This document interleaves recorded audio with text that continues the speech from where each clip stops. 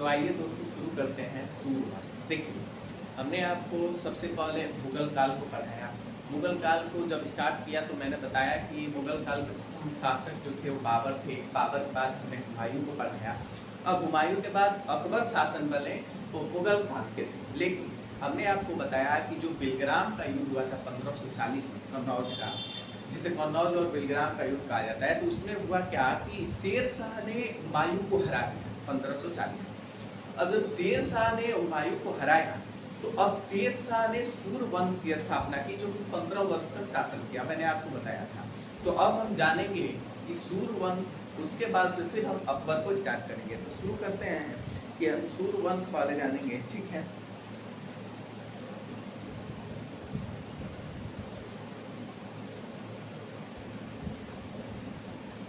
देखिए, सूर्यवंश जो था 1540 से 1555 तक, ठीक है, जो सरहिंद का युद्ध हुआ था, हमने आपको बताया कि जो सरहिंद का हुमायूं ने युद्ध किया 1555 में, उसमें क्या किया कि जो शेर शाह सूरी के वंशज थे, उनको अंतिम जो शासक था, सूर्यवंश का अंतिम जो शासक था, उनको मार दिए सरहिंद के युद्ध में। उसके बाद से सरहिंद के युद्ध में जब वो जीत गए हुमायूं, तो फिर दोबारा उन्होंने क्या हुआ, दोबारा उनका राज्याभिषेक हुआ और आगरा दिल्ली उनके कब्जे में आ गया, ठीक है। तो आइए शुरू करते हैं। देखिए, हमने आपको बताया था कि सूर्यवंश की स्थापना किसने की? सूर्यवंश का संस्थापक कौन था? किसने स्थापना किया? तो शेर शाह सूरी। शेर शाह सूरी, ठीक है, शेर शाह सूरी ने इसकी स्थापना की। अब देखिए, शेर शाह सूरी जो था उसका जन्म हुआ था, शेर शाह सूरी का जन्म कब हुआ था? तो हम आपको बताएंगे शेर शाह सूरी का जन्म 1472 में इनका जन्म हुआ था। 1472 में इनका जन्म हुआ था। और इनके पिता का नाम था, इनके सबसे पहले आप जानिए कि इनका बचपन का नाम क्या था। तो हम आपको बताएंगे कि बचपन का नाम था फरीद। इनके बचपन का नाम क्या था? फरीद, ठीक है। और ये बहुत ही एक होशियार व्यक्ति थे, ठीक है। अब हम जानेंगे कि इनके पिता का नाम क्या था। पिता का नाम जानिए क्या था? हसन खान नाम था इनके पिता का। इनके पिता का नाम था हसन खान, ठीक है। यह एक किलादार थे, ठीक है। अब देखिए, जो हसन खान थे, तो ये हसन खान की 4 शादी हुई, ठीक है, 4 शादी हुई थी। और जो फरीद थे, जो शेर शाह थे, वो हसन खान के बड़ी बेगम के बड़े लड़के थे। आप समझ पा रहे हैं, ठीक है।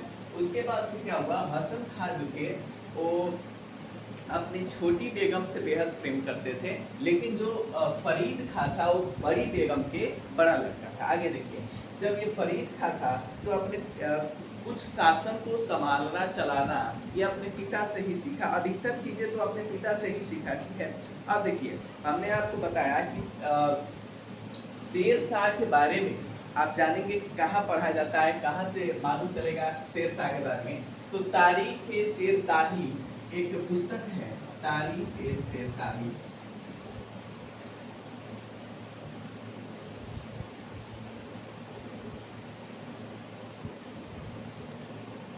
तारीख-ए-शेरशाही इसको लिखा किसने था? तो इसको लिखा अब्बास खान।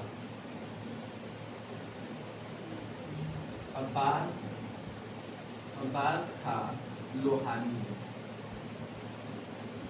ठीक है। इस पुस्तक को लिखा अब्बास खान लोहानी। हमने आपको बताया कि जो सूर्यवंश की स्थापना हुई किसने किया? शेर शाह सूरी ने किया। कब किया? तो हमने आपको स्पष्ट रूप से बताया कि जब चौसा का युद्ध हुआ, जब बिलग्राम का युद्ध हुआ था। तो मैंने आपको बताया कि बिलग्राम या कन्नौज का युद्ध कहिए। तो जब बिलग्राम का युद्ध हुआ था तो इसमें क्या हुआ कि शेर शाह ने हुमायूं को हरा दिया। अफगानों के सरदारों के साथ मिलकर शेर शाह ने हुमायूं को हरा दिया। अब हुमायूं मजबूरन उन्हें दिल्ली और आगरा को छोड़ के भागना पड़ा, ठीक है, वो तो भाग गए। अब शेर शाह का कब्जा, शेर शाह के अधीन आ गया दिल्ली और आगरा। अब दिल्ली और आगरा के राजा बने शेर शाह, और शेर शाह ने ही सूर्यवंश की नींव रखी, ठीक है। अब आपको स्पष्ट रूप से बताया। उसके बाद से मैंने आपको बताया कि जो सूर्यवंश की शासन काल रहा वो 1540 में स्थापना हुई और 1555 में खत्म हुआ। जो आपको पिछली वीडियो में मैंने हुमायूं को पढ़ाया, उसने बताया कि एक सरहिंद का युद्ध हुआ था। उस सरहिंद के युद्ध में क्या हुआ, तो उस सरहिंद के युद्ध में हुमायूं जब हार गया था बिलग्राम के युद्ध में, कन्नौज के युद्ध में, तो उसने अपनी शक्तियों को बढ़ा रहा था, और जब अपनी शक्तियों को बढ़ाया, उनके साथ बैरम खान मिले, तो जब उन्होंने अपनी शक्तियों को बढ़ाया तो फिर उन्होंने दोबारा सूर वंश पे हमला किया दिल्ली और आगरा को पाने के लिए, और जो अंतिम सूर वंश के जो अंतिम शासक थे सिकंदर सूरी, उनको मार दिया सरहिंद के युद्ध में, और उसके बाद से फिर हुमायूं के कब्जे में दिल्ली और आगरा आ गया। ठीक है, अब देखिए मैंने आपको बता दिया कि सूर वंश की स्थापना किसने की, तो शेर शाह सूरी ने किया, जिसके बचपन का नाम क्या था, फरीद खां था। अब देखिए इसका जन्म हुआ था 1478 में, सॉरी 1472 में, और इसके पिता का नाम हसन खां था। इसके पिता का नाम क्या था भैया, हसन खां। ठीक है, अब इसने 4 शादियां किया था, और 4 शादी में ये बड़े बेगम के बड़े लड़के थे। ठीक है, इसके पिता एक छोटे से किले के किलादार थे।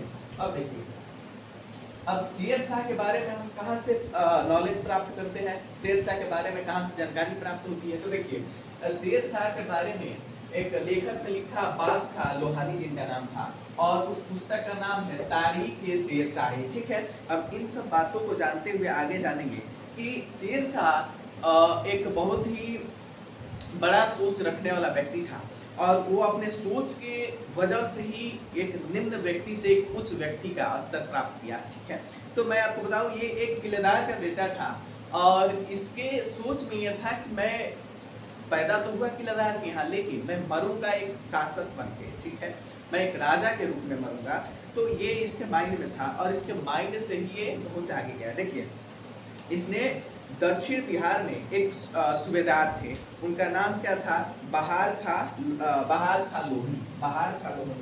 देखिए उनका नाम क्या था, बहार खां लोहनी नाम था।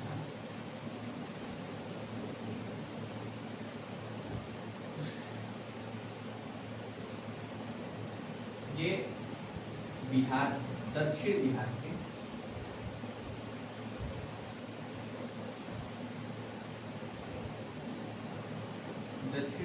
क्या थे, सूबेदार। ठीक है, ये सूबेदार साहब ने क्या किया, शेर शाह ने काम करना शुरू कर दिया। ये जो सूबेदार साहब थे, इनके यहाँ शेर शाह क्या कर रहा था, कार्य कर रहा था। ठीक है, वर्कर था। ठीक है, शेर शाह ने कहा कि जो एक सूबेदार थे, जो दक्षिण बिहार के सूबेदार थे, और सूबेदार साहब का नाम था बहार खां लोहनी, और बहार खां लोहनी के यहाँ शेर शाह सूरी कार्य करना शुरू कर दिया, जिसका नाम क्या था, शेर शाह सूरी का नाम क्या था भैया, फरीद नाम से ये कार्य कर रहा था, उसका अभी नाम फरीद नहीं था। ठीक है, ये फरीद नाम से कार्य कर रहा था। ठीक है, तो एक बार क्या हुआ कि शेर शाह लोहनी ने शिकार पर गए, उसके साथ किसके साथ, शेर शाह के साथ। ये जो बहार खां लोहनी है, जो सूबेदार साहब है, वो शेर शाह के साथ कहा गया, शिकार पे गए। उस समय इन पे एक शेर ने हमला कर दिया, सूबेदार साहब पे एक शेर ने हमला किया। उस शेर से रक्षा किसने किया, शेर शाह सूरी ने रक्षा किया। उस समय क्या नाम रख दिया इसने, बहार खां ने इनका नाम क्या रख दिया, शेर शाह नाम रख दिया। आप समझ रहे हैं, इसका मतलब ये बहार खां लोहनी है, और जब शेर शाह ने शेर से जब इनकी रक्षा की, बहार खां लोहनी की, तो शेर शाह ने क्या नाम रख दिया, शेर शाह ने फरीद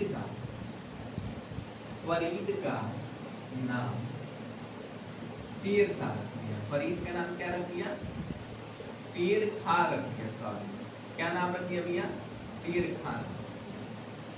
आप समझ रहे हैं मैंने क्या कहा, फिर एक बार आपको समझाता हूँ। देखिए, हमने कहा कि एक बहार खां लोहनी थे, जो दक्षिण बिहार के सूबेदार थे। ठीक है, और फरीद के जो पिताजी थे वो एक किलादार थे। ठीक है, अब देखिए, तो हमने ये बताया कि जो फरीद था, फरीद ने एक नौकरी कर ली किनके यहाँ, बहार खां लोहनी, तो दक्षिण बिहार के सूबेदार थे, उनके यहाँ नौकरी कर लिया। और जो दक्षिण बिहार के सूबेदार थे, वो एक बार शिकार पे गए। वाले जो बड़े बड़े जो धनसेठ हुआ करते थे, जिन्हें पूंजीपति कहा जाता है, पूंजीपति लोग हुआ करते थे, या बड़े बड़े व्यापारी हुआ करते थे, या राजा महाराजा हुआ करते थे, या बड़े बड़े जमींदार हुआ करते थे, ये लोग शिकार पे जाते थे। ठीक है, तो ये उसी तरह ये भी सूबेदार साहब गए शिकार पे, तो अपने साथ उस समय भी राजा महाराजा अपने साथ कुछ सैनिकों को लेकर जाते थे। वे भी अपने साथ कुछ सैनिकों के साथ क्या किए सूबेदार साहब, शेर खां यानी फरीद को ले गए। फरीद को ले गए तो अचानक सूबेदार साहब पे एक शेर ने हमला कर दिया, जिससे रक्षा किसने की, फरीद ने रक्षा की। और उस रक्षा के बाद से ये जो सूबेदार साहब थे बहार खां लोहनी, उन्होंने फरीद का नाम क्या रख दिया भैया, तो फरीद का नाम शेर खां रख दिया। फरीद का नाम क्या रख दिया, शेर खां नाम रख दिया। ठीक है, अब देखिए जब इनका नाम शेर खां रखा गया तो उस समय ये लोहनी ने रखा। ठीक है, अब ये क्या किए कि धीरे धीरे ये अपनी शक्तियों का प्रदर्शन करने लगे। प्रदर्शन का मतलब क्या है कि इनके माइंड में ये एक तरह का सोच उत्पन्न होने लगा कि मैं वाकई वास्तविक रूप से मैं बलवान हूँ और मैं नॉर्मल व्यक्ति के लिए पैदा नहीं हुआ हूँ, मैं एक बेहतरीन बनने के लिए पैदा हुआ हूँ। इनके दिमाग में माइंड में ये बात घूमने लगी। ठीक है, तो देखिए हमने आपको बताया कि ये फरीद के यहाँ काम करने लगे। उसके बाद से जब ये धीरे धीरे आगे बढ़े, इन्होंने 1529 में बंगाल के नुसरत शाह को हराया। ठीक है, इन्होंने ये कर क्या रहे थे मैंने आपको बताया। पहले तो इन्होंने इनके यहाँ कार्य किया, कार्य करने के बाद से ये देख रहे थे इस बात को कि जो फरीद खां थे, हाँ तो फरीद खां क्या कर रहे थे, इस बात को देख रहे थे कि जितनी भी पूंजीपति की महिला विधवा महिलाएं हैं, जैसे हमने आपको स्पष्ट रूप से पिछले वीडियो में बताया, हुमायूं के वीडियो में, कि जो फरीद खां थे, जो शेर शाह सूरी थे, वो अपनी शक्तियों का विस्तार करने के लिए, अपने आप को मजबूत करने के लिए, अपने शस्त्र को बढ़ाने के लिए, अपने सैनिकों को बढ़ाने के लिए वो क्या कर रहे थे, तो वो धन को इकट्ठा कर रहे थे। और धन का इकट्ठा कहाँ से कर रहे थे, तो वो जितनी भी विधवा महिलाएं थी, और विधवा किस प्रकार की, जो पूंजीपति हो, जिनके पति किलादार रहे हो, जिनके पास तमाम जमीन जायदाद हो, किले हो, संपत्ति हो, उनकी पत्नियां जो विधवा हो चुकी थी उनसे ये शादी कर ले रहे थे। 10-12 शादी किए, जिनमें से एक नाम मैं आपको बताऊंगा, लॉर्ड मालिका, जिनके पति मर गए थे। तो उन्होंने चुनार का किला पाने के लिए, वो चुनार का किला उस विधवा के पास था, लॉर्ड मालिका के पास था। तो इन्होंने सोचा कि मैं उससे शादी कर लूंगा तो उसका चुनार का किला और तमाम संपत्ति मेरी हो जाएंगी। तो ऐसे तमाम पूंजीपति के मतलब पूंजीपति की जो वाइफें थी, जो विधवा औरतें थी, उनसे शादी की है और अपनी शक्तियों को बढ़ाया। देखिए जब ये अपनी शक्तियों को बढ़ाए तो इन्होंने बंगाल के एक नुसरत शाह को हराया। देखिए 1529 में इन्होंने बंगाल नुसरत शाह,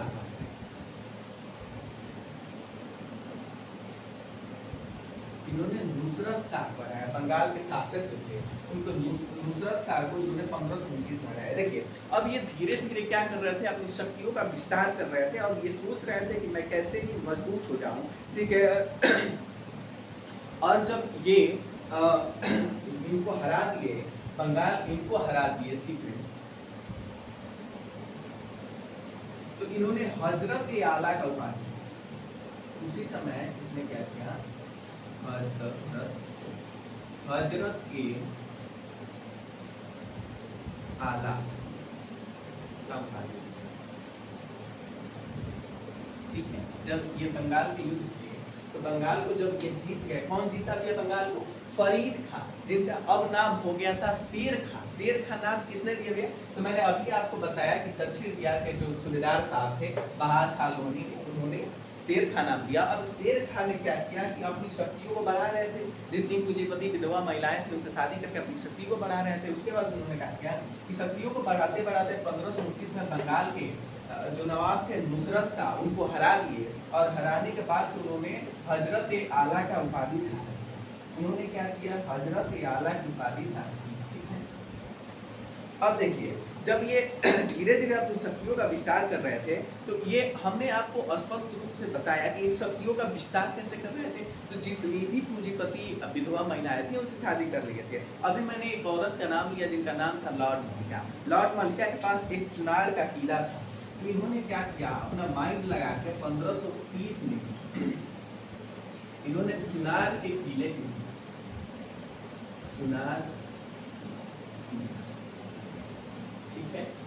चुनार के किले के लिए लॉर्ड मलिका से शादी, लॉर्ड, ठीक है।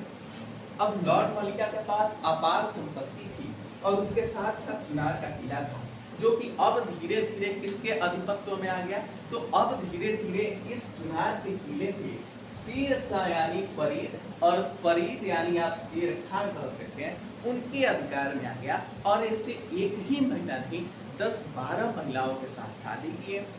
जैसे उस समय के राजा महाराजा लोग 10-12 शादियाँ मतलब तमाम शादियाँ कर सकते थे, उन्हें रोकने वाला कोई नहीं था। तो उन्होंने क्या किया कि ऐसे धीरे धीरे शादी करके और उनकी अपार संपत्ति को अपने अधिकार में लेकर और क्या कर रहे थे भैया, तो अपनी सैनिकों को बढ़ा रहे थे। इन्होंने 29 में बंगाल को जीत लिया, ठीक है, बंगाल को हराया। बंगाल को हराने के बाद से नुसरत शाह को, अब देखिए उसके बाद से इन्होंने हजरत आला की उपाधि ली और हजरत आला की उपाधि लेने के बाद से इन्होंने चुनार के किले के लिए लॉर्ड मलिका से शादी कर लिया। अब लॉर्ड मलिका जो थी, मैं इनके बारे में थोड़ा सा बताता हूँ। लॉर्ड मलिका जी थी तो इनके जो पति थे, तो लॉर्ड मलिका सिर्फ अकेले ही अपने पति की पत्नी नहीं थी, उनके भी कई पत्नियां थी, लेकिन जो चुनार का किला था उन्हीं के अधिकार में था, ये बड़ी पत्नी। तो लॉर्ड मलिका के जो बच्चे थे वो खुद अपने पिता को मार दिए थे। तो उनको मारने के बाद से इनके पास शेर शाह के पास अब एक ऑप्शन था कि अगर मैं लॉर्ड मलिका से शादी कर लेता हूँ, क्योंकि इन्हें भी पति की जरूरत थी, तो लॉर्ड मलिका से अगर मैं शादी कर लेता हूँ तो ये जो चुनार का किला है और जो इनकी अपार संपत्ति है उसमें मैं अधिकार है, ठीक है, वो मेरे आधिपत्य में आ जाएगा, ठीक है। उसके बाद से ये ऐसे करके धीरे धीरे अपने शक्तियों को बढ़ा रहे थे और जो हुमायूं की जो कमजोरी थी, ठीक है, उसका फायदा उठा रहे थे। अब देखिए हमने आपको स्पष्ट रूप से बताया कि 1539 में चौसा का युद्ध हुआ।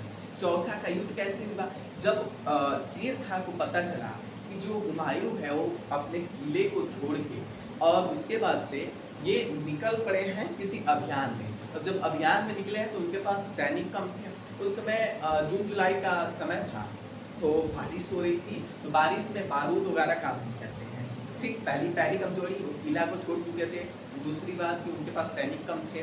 तीसरी बात थी कि उनके जो मेन जो मुगल वंश का नींव पड़ा भारत में, तो मेन जो योगदान निभाया इस युद्ध को और इस आधिपत्य को स्थापित करने में, वो था बारूद, जो कि पानीपत के प्रथम युद्ध में बाबर ने जो बारूद का प्रयोग किया था, उस समय इब्राहिम लोदी को मार दिया था। और इब्राहिम लोदी के पास करीबन 1 लाख सैनिक थे और बाबर के पास 13 से 15 हजार सैनिक थे। लेकिन उनके पास एक यंत्र था जिसका नाम तोफ था, वह आग का गोला निकलता था, और आग का गोला जब निकलता था तो जो इब्राहिम की सैनिक थे उनका मनोबल टूट गया और जो उनके हाथी घोड़े थे वो खुद अपने ही सैनिकों के ऊपर कुचलने लगे, भगदड़ मच गई। तो इस बात से बहुत सारी ऐसे कारण थी जिससे हार गई, लेकिन मुख्य योगदान रहा तोफ का, जो कि भारत में पहली बार प्रयोग हुआ था, और इससे इब्राहिम लोदी के सैनिकों का मनोबल टूट गया और 13 से 15 हजार सैनिक होने के बावजूद भी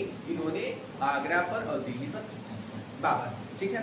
तो इनके पास, हुमायूं के पास तोपें थी, लेकिन उपयोग नहीं कर पाएंगे क्योंकि उस समय बारिश का मौसम था, तो तोपें उस समय चल नहीं पाती, ठीक है। जितनी बारूद होती थी वो खराब हो जाती गई, ठीक है। इसका फायदा उठाया। दूसरी बात, हमने आपको स्पष्ट रूप से कहा कि सैनिक कम थे और ये अपने बेगम के साथ आए, ठीक है, तमाम बेगमों के साथ। तो 1500, और तीसरी बात मैंने आपको एक बात बताया कि हुमायूं क्या किए थे कि जब कुछ समय बीत गया उनके शासनकाल का, तो उन्होंने वो आराम करना शुरू कर दिया। वो सोचे कि अब तो मैं राजा हूँ, मुझे आराम करना चाहिए, ऐसो आराम की जिंदगी बिताने लगे, ठीक है, एक कमी रह गई। और ये बात छोड़ दिए थे कि जो उनके अगल बगल के सत्ताधारी लोग हैं, जो आसपास के जो शासक हैं, वो उनकी निगाहें दिल्ली और आगरा पर टिकी हुई है, क्योंकि दिल्ली और आगरा केंद्र पड़ता है, ठीक है।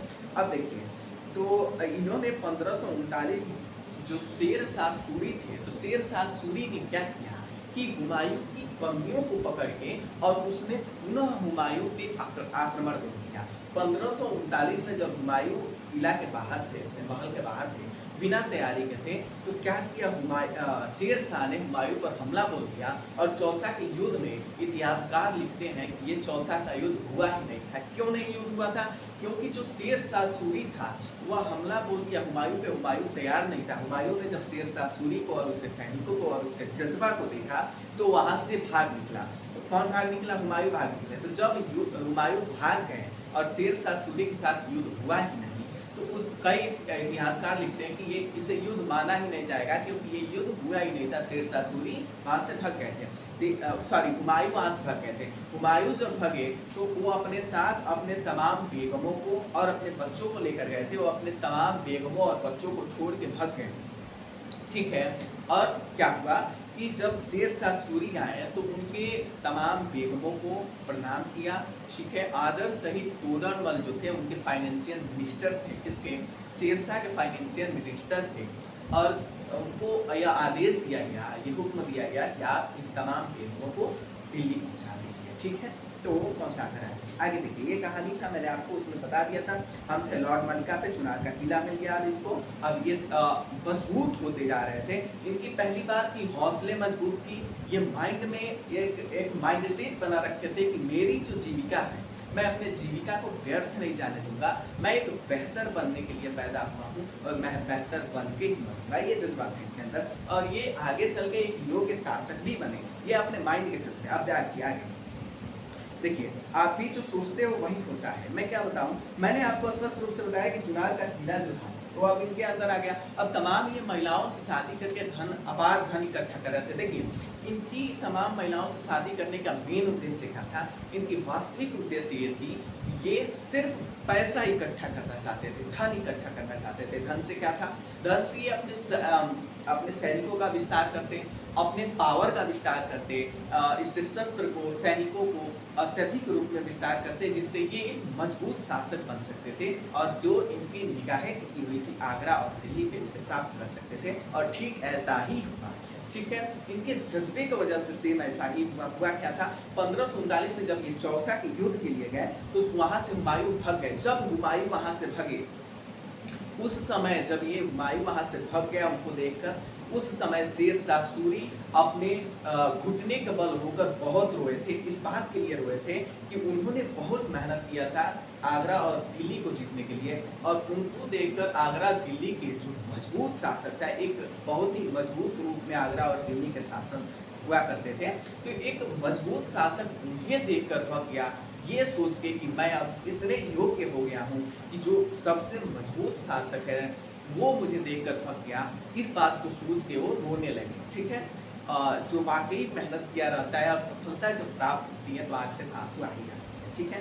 तो रोने लगे। रोने के बाद उन्होंने एक हमने आपको बताया 1539 जो चौसा का युद्ध उन्होंने जीता। अब जीता ही कहेंगे भाई, जब युद्ध हुआ नहीं भाग गया तो अब यही उन्हीं का जीत है। तो जीता तो उन्होंने शाह की उपाधि। मैंने आपको पिछली वीडियो में बताया कि जो मैंने क्या बताया भैया, मैंने बताया कि जो चौसा का युद्ध हुआ था 1539 में, जो चौसा का युद्ध हुआ था, चौसा का युद्ध, तो चौसा के युद्ध में इन्होंने क्या किया? जीतने के बाद जब ये जीत गए तो इन्होंने शाह की उपाधि, किस चीज की उपाधि ली? शाह का उपाधि।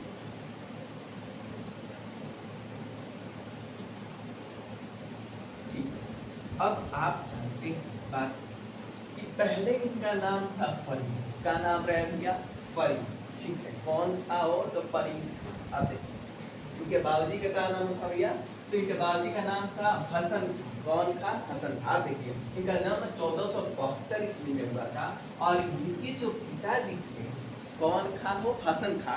तो हसन था 4 शादी किए थे, और 4 शादी के बड़े बेगम के बड़े लड़के थे फरीद खां। फरीद खां का जो फरीद खां के बारे में हम कैसे जानकारी प्राप्त करें, तो उसके लिए एक किताब है। किताब का नाम है तारीख शेरशाही। अब देखिए, इसको लिखा कौन? तो एक आबास खां लोहनी थे। कौन लोहनी हो? आबास खां लोहनी थे। और लोहनी ने इस बुक को लिखा। उसके बाद से बहार खां लोहनी, देखिए बहार खां लोहनी कौन था? तो अब्बास खां लोहनी तो बुक लिखे, लेकिन जो बहार खां लोहनी थे भैया, ये दक्षिण बिहार के सूबेदार थे। कौन दार? वो सूबेदार थे। ठीक है, अब देखिए, तो ये सूबेदार साहब के यहाँ शेर शाह सूरी काम करने लगे। किस बात के लिए काम किए?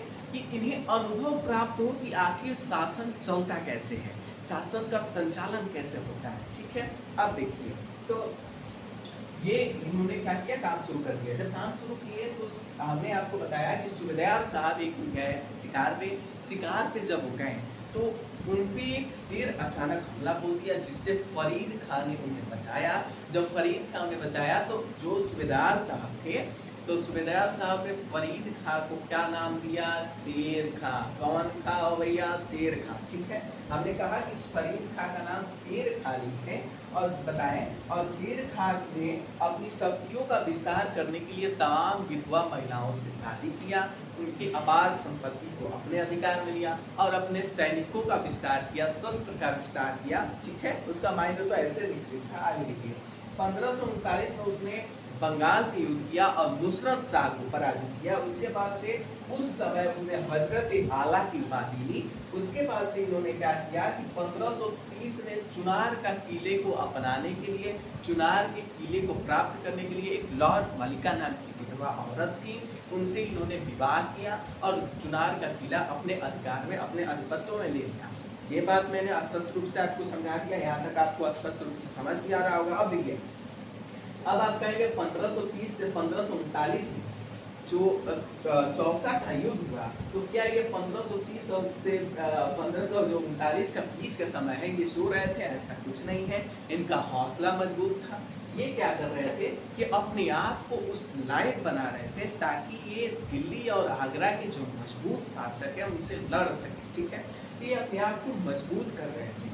और उसके बाद से जबकि ये अवसर मिला और इनकी निगाहें टिकी हुई थी आगरा और दिल्ली पे, और आगरा दिल्ली के शासक उस समय हुमायूं थे और हुमायूं की कमजोरियों को ये देख रहे थे। जब उनको कमजोरियों का पता चला तो तुरंत इसने 1539 में चौसा का युद्ध के लिए हमला बोल दिया। 1539 में जब चौसा के लिए गए तो हुमायूं इनको देख कर भग गया। जब हुमायूं इनको देख कर भगा तो ये बहुत खुश हुए और उसके बाद से खुशी के मारे ये घुटने का बल पैर के रोने लगे, क्योंकि ये इनके लिए बहुत बड़ी सफलता थी। क्योंकि एक दिल्ली यानी भारतवर्ष के जो केंद्र का शासक है, वह इतने बड़े शासक है, उसने इनको देख कर फक गया, ये बहुत बड़ी बात है। ठीक है, तो ये सोचे कि मैं कहाँ था? हसन खां, आज मैं शेर खां हो गया और आज दिल्ली के शासक मुझे देखकर भग गए, ये बहुत गर्व की बात है। उसके बाद से उन्होंने तमाम बेगमों को वापस भिजवाया टोडरमल के रास्ते, टोडरमल के द्वारा।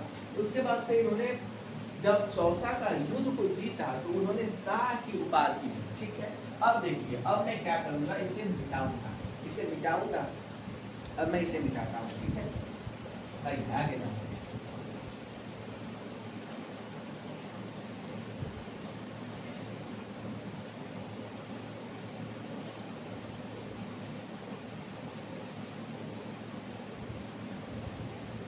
देखिए, अब हम जान गए थे कि चौसा का युद्ध जान गए थे। ठीक, उसके बाद हम जानेंगे कि 1540 में कन्नौज और बिलग्राम, 1540 में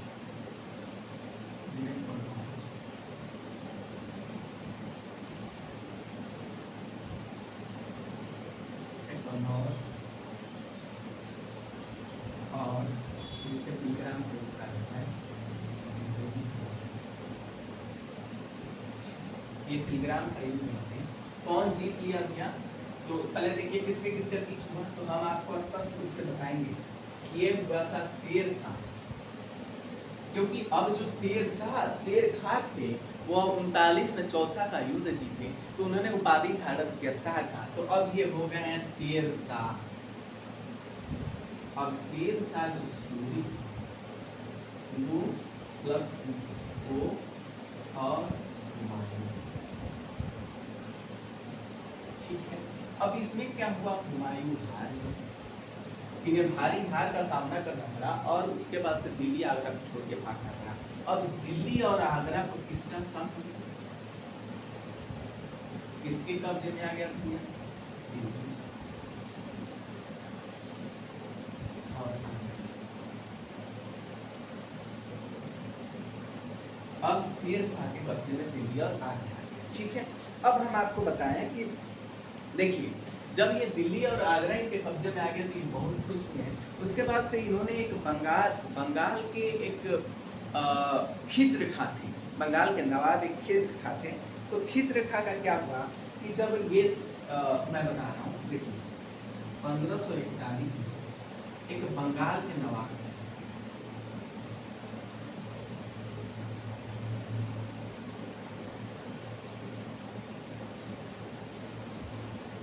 खिज्र, ठीक है, खिज्र खा थे, इन्होंने अपने आप को स्वतंत्र घोषित किया। क्यों घोषित किया? इन्होंने कहा कि अब मैं हुमायूं के अधीन था, ठीक है, अब क्या हुआ कि मैं हुमायूं के अधीन था, अब हुमायूं क्या हुआ है, बहुत क्या है, तो अब मैं स्वतंत्र हो गया हूँ, ठीक है, अब स्वतंत्र हूँ मैं। लेकिन उस जब ये स्वतंत्र अपने आप को घोषित किया तो शेर शाह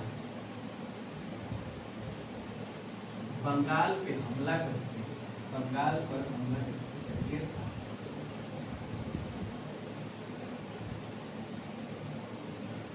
बंगाल पर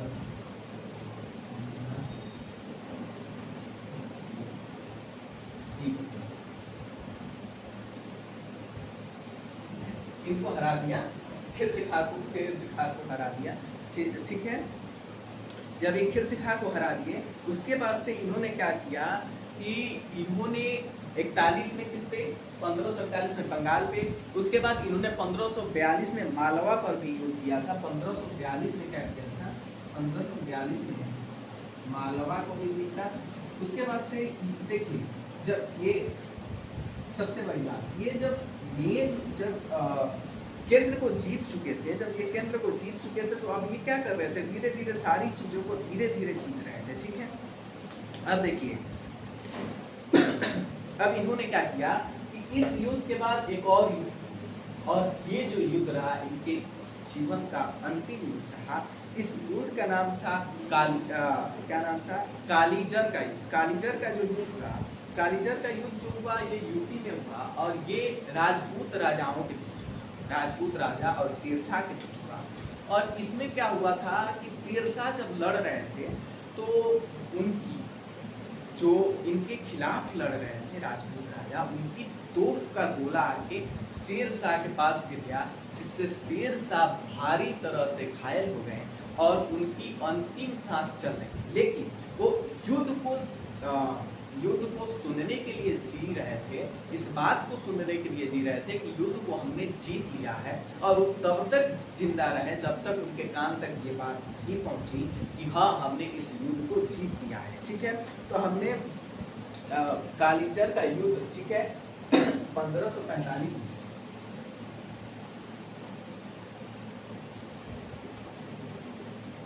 कालीजर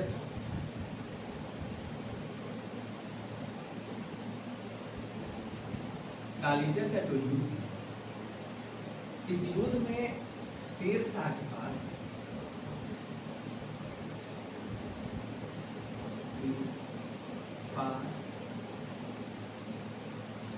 तोफ का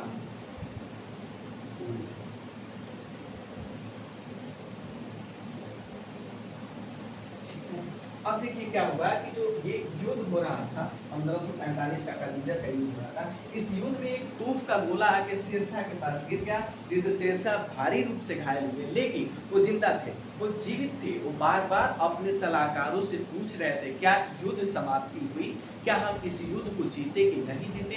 और जब क्या हुआ कि जब इस युद्ध को शेरशाह के लोगों ने, शेरशाह के सैनिकों ने द्वारा इस युद्ध को जीत लिया गया, तो जब इनके कान में पता चला, कान में कहा गया कि हाँ अब हुजूरे आला इस युद्ध को हमने जीत लिया है, तब जाके इन्होंने अंतिम सांस लिया और इसी 1545 में वही इनकी मृत्यु हो गई।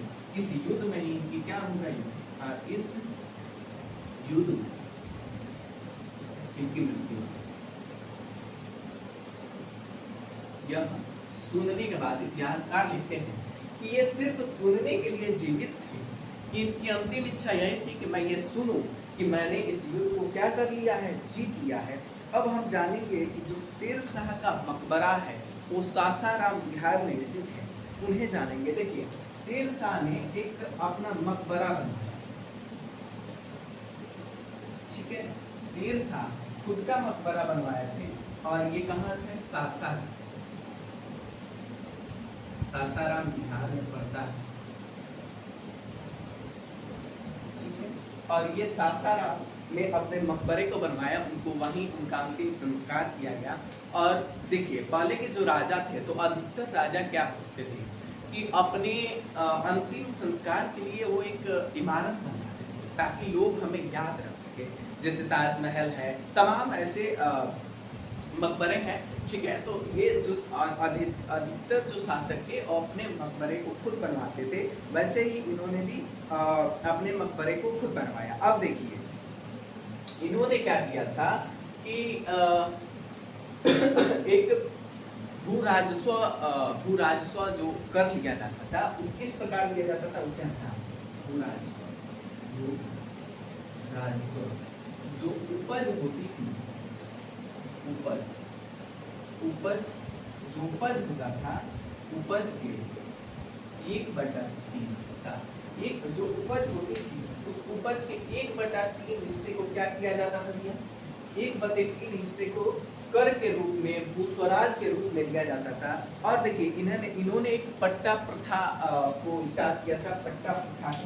पट्टा प्रथा क्या था, मैं आपको बताता हूँ। पट्टा प्रथा क्या था, देखिए, पट्टा प्रथा वो प्रथा था, ये प्रथा में क्या होता था कि जो व्यक्ति भूमिहीन है, अभी भी सरकार का स्कीम है कि जो व्यक्ति भूमिहीन है उसको कुछ जमीन दिया जाता है गवर्नमेंट की तरफ से, ताकि वो एक निवास स्थान बना सके और रह सके, ठीक है, भारत का निवासी बन सके। तो उस समय इन्होंने क्या किया था कि पट्टा प्रथा का आविष्कार किया था। और इन्होंने पट्टा प्रथा के प्रति जितने भी भूमिहीन व्यक्ति थे उन सबको भूमि प्रदान करवाए, और भूमि मिलने के बाद सभी को खेती के लिए और निवास के लिए भूमि का बंटवारा किया, ठीक है। इन्होंने आधुनिक सिक्के चलाए थे, उन सिक्कों में चांदी के और तांबे के सिक्के चले थे, ठीक है। मैंने आपको बताया कि उन आधुनिक सिक्के चलवाए थे, तांबे और चांदी के सिक्के चले थे। यहाँ मैं बता देता हूँ, आधुनिक सिक्के,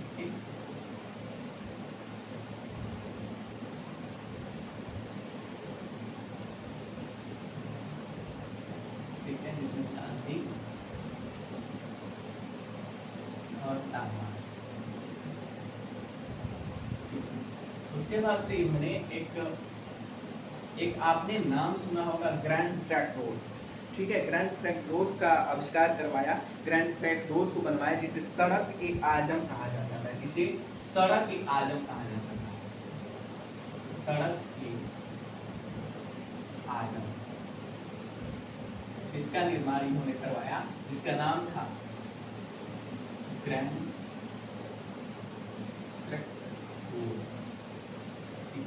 ट्रंक रोड नाम था, ठीक है। अब देखिए, इन्होंने क्या किया कि इन्होंने सबसे पहले व्यक्ति ये थे जो डाक प्रथा का उत्पादन किया, आविष्कार किया। इन्होंने डाक प्रथा की शुरुआत की। इन्होंने क्या किया, डाक प्रथा का शुरुआत। ये ऐसे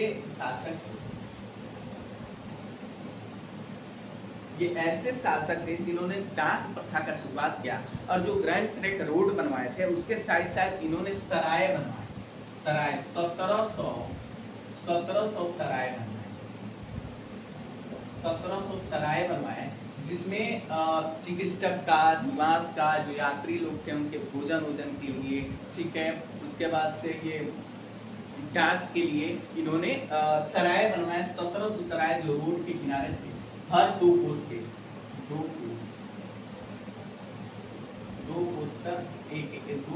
पर एक सराय, 2 2 कोस पर एक सराय का निर्माण इन्होंने करवाया, ठीक है। उसके बाद से देखिए इनकी जो मृत्यु हुई, तो मृत्यु के बाद से जो शासक आए वो थोड़ा अयोग्य शासक थे, इनके तरह शासक नहीं थे, उनके बारे में 2-4 शब्द हम बताते हैं।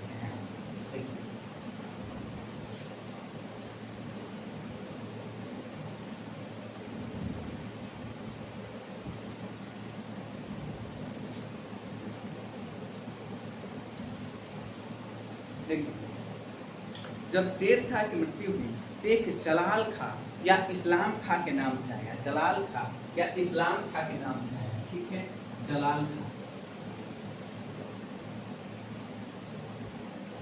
या इस्लाम, ठीक है। और ये 1545 में जब इनकी मृत्यु हो गई, उसके बाद से ये 1553 तक शासन, 1553, ठीक है, ये सबसे अधिक समय तक शासन किया था। उसके बाद 1-2 और शासक आए जो अयोग्य रहे, और इनके अंतिम, मैंने कहा शेर शाह के बाद ये आया था, ये जो जलाल खां था और शेर शाह के बाद 1545 में इनकी मृत्यु हो गई। मृत्यु के बाद ये उन्हीं का लड़का था, और मृत्यु के बाद ये क्या किया, 8 वर्ष तक इसने शासन किया, सबसे ज्यादा सूर्यवंश में इसी ने शासन किया है, ठीक है। उसके बाद से जो अंतिम इसके शासन आए, अंतिम शासक, अंतिम जो शासक वो शेर शाह सॉरी सिकंदर सूरी, कौन सूरी था वो, उसका नाम था सिकंदर सूरी, सिकंदर सूरी, कौन सूरी हो, सिकंदर सूरी, जो कि, ठीक है, जो कि यहाँ की था सिकंदर सूरी, जो कि 1555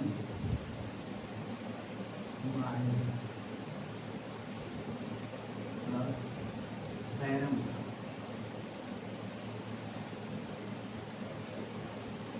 से सरहिंद की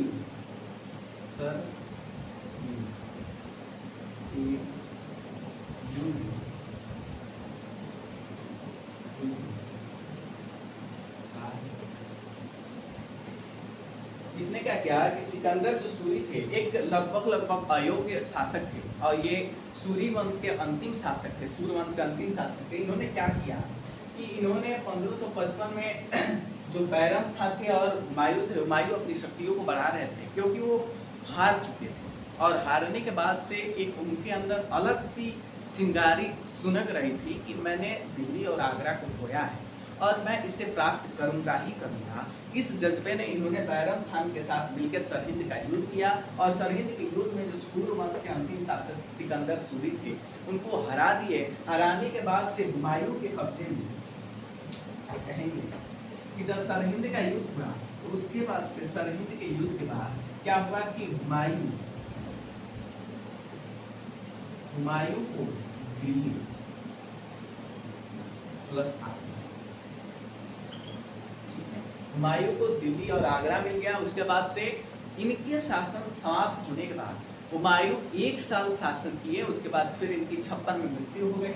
हुमायूं की मृत्यु हुई 56 में,